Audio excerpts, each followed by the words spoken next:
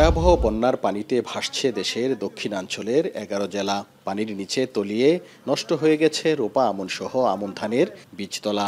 বিপুল অঙ্কের ক্ষতির মুখে কৃষকেরা। এমন অবস্থায় বন্যা কবলিত কৃষকের পাশে দাঁড়িয়েছেন বাংলাদেশ কৃষি বিশ্ববিদ্যালয়ের শিক্ষার্থীরা। বন্যায় ক্ষতিগ্রস্ত কৃষকদের মাঝে বিতরণের জন্য প্রায় ১২ একর জমিতে তৈরি করা হচ্ছে আমনের বীজতলা।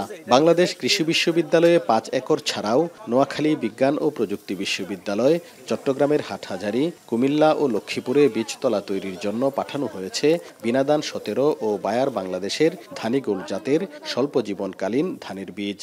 ডিএই সহায়তা এবং আদার স্টেক হোল্ডার যারা ওখানে আছে বিভিন্ন জেলাতে, তাদের সাথে কথা বলে আমরা এই চারাগুলো বিতরণ করব। প্যাথোলজিক্যাল টিম থাকবে, আমাদের পরামর্শ টিম থাকবে, অলওয়েজ ওখানে ইন্সপেকশন চলবে।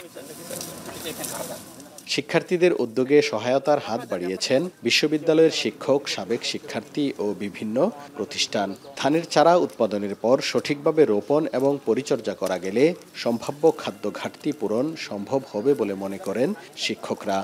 আমরা তাদেরকে যাতে আমনের বীজতলা করে চারা দিতে পারি, এটা হবে দেশের জন্য এবং তাদের জন্য খাদ্য নিরাপত্তার অনেক বড় একটা মাইলফলক। ১২ একর জমিতে আমরা চারা করতেছি, সেখানে ২০ গুণ পরিমাণ জমি, অর্থাৎ প্রায় ৮০০ একর জমিতে আমরা সাপ্লাই দিতে পারবো। আমরা নাবি আমন বা লেট আমন যে ভ্যারাইটি, যেটা বেস্ট ভ্যারাইটি অ্যাভেলেবল, এবং সেটাই আমরা চেষ্টা করেছি। ১২ একর জমির বীজতলায় উৎপাদিত চারা দিয়ে প্রায় ৭৫০ বিঘা জমি রোপণ করা যাবে। হারুনুর রশিদ, এখন, ময়মনসিংহ।